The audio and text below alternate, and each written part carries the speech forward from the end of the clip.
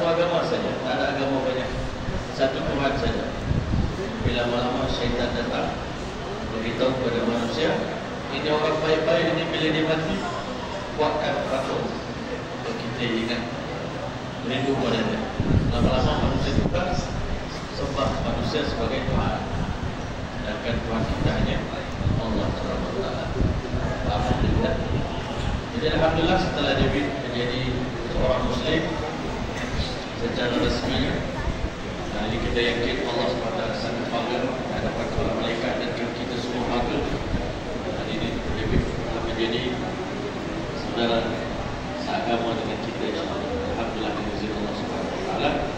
Jadi setelah mengucap kalimah syahadat Islam, ada 5 perkara yang kita wajib laksanakan setelah kita menjadi Muslim. Yang pertama, seumur hidup sekali David kena niat untuk pergi Mekah buat haji nanti bila dah sampai masa. Okey. Nomor 2, setahun sekali David kena bayar zakat RM7 saja satu tahun satu kali. Bayar zakat bagi kepada orang miskin, kan? Yang ketiga, setahun sekali David puasa. Bulan Ramadan 30 hari puasa. Biasa puasa kan? Biasa. Okey, cuma yang berat sikit sembahyang saja. Tadi berucap sudah.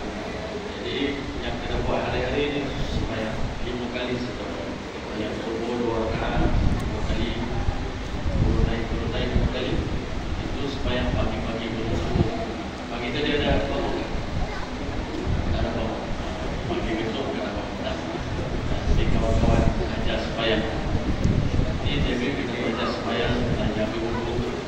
Lepas ni David boleh mandi terhadap memeluk Islam.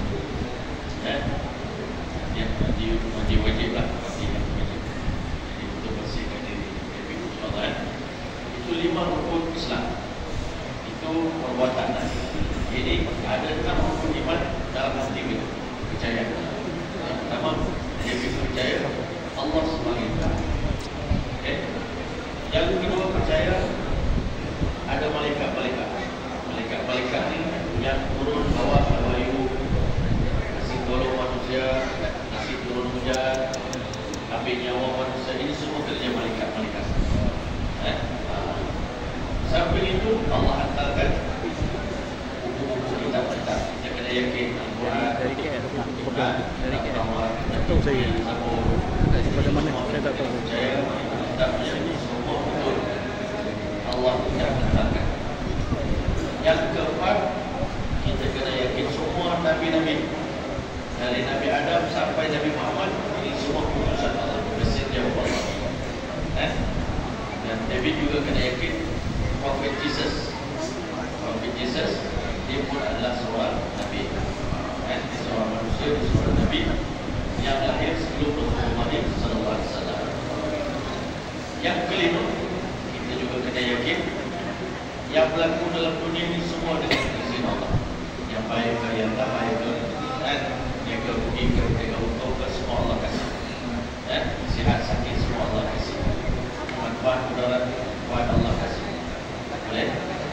Yang keenam, David kena yakin selepas mati kita ada alam akhirat. Dia ada syurga, ada neraka, dalam kubur.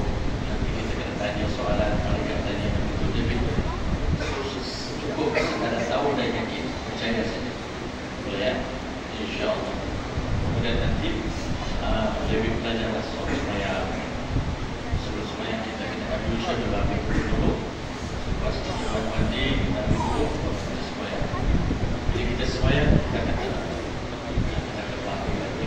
Kalau tak sembahyang, kita akan tenang. Kan? Bagi seorang Muslim, tanda sembahyang itu tanda hidup.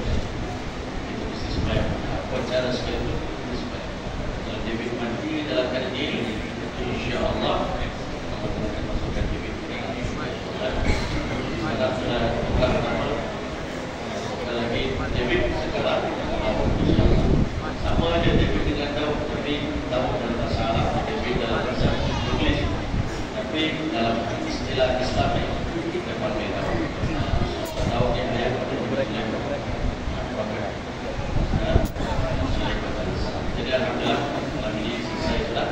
Kita doa sikit.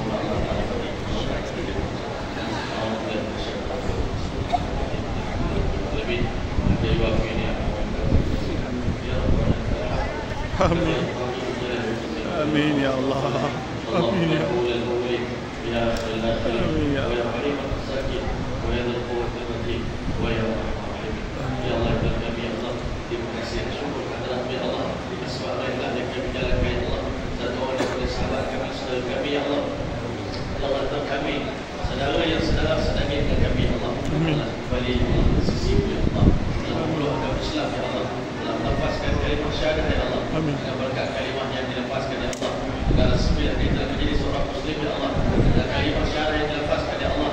Ampunkanlah seluruh dosa-dosa ya Allah. Amin ya Allah. Seperti bayi yang memulihkan ya Allah.